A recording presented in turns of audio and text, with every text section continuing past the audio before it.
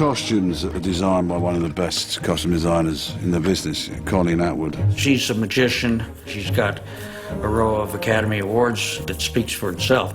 I've worked with Colleen many, many times, and she's as important as anybody. Costumes are another character in the movie. When I first talked to Tim about Sweeney Todd, he said he wanted to create a world that felt mid-Victorian without making it too precious. It's sort of a combination of different parts of London from 1830 to 1865. So I've evolved a lot of our own textiles and own prints for all the costumes for every character. Most of the great actors I've worked with, when they put on a costume, they become the character. It helps them find who the character is, helps their performance, so she gets that.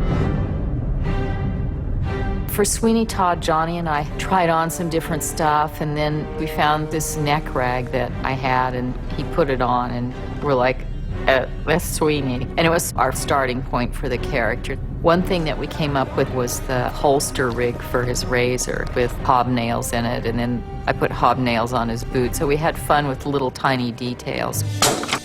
Come in. Nothing to be afraid of, love. I love all my outfits. I'm afraid I just live in them all the time. Mrs. Lovett comes to the table with a lot of ideas because she is Mrs. Lovett.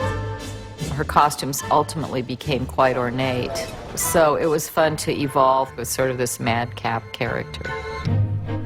We had a really good time, Colleen and I. You look for clues in a script, and the big clue is when the Beadle says to me, well, maybe you should sort of clean yourself up a bit. There's powder upon your vest, my lord, and stubble upon your cheek. So I thought, well, if this guy's wandering around not shaving properly and with dust on his coat, let's take this further. So I have some pretty horrible stains all over my clothes. Ready? I had a blast with the Beadle.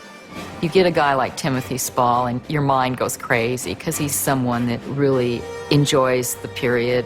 The hat shape was my initial take on the character, and I always saw him in a little waisted coat. This coat is a sort of rah-rah leather frock coat that could also be like the skin of an iguana. It's all rather stylish and pretty and rather worrying. Frighten some children, you know. Ferrelli took a whole spectrum of evolution. We thought he should have a corset, be sort of a rooster, which is where we ended up with Sasha, who was an amazing collaborator. We made him a cape for his entrance, and then he needed a cape for when he goes out about town. Signora, is Mr. Todd at home? Line is tried upstairs. He's got the brightest costume in the movie. Mr. Todd. For his one costume, I say you've had more fittings than Mrs. Lovett. You see these looks, and there's a wonderful sense of the time. It's choice and textured, individual. What I love the most about making movies is that you're always learning new things, especially with Tim. It's always fun because it is a work of art. He's a director that appreciates the texture and the nuances of costume. That's a real treat for a costume designer to work with.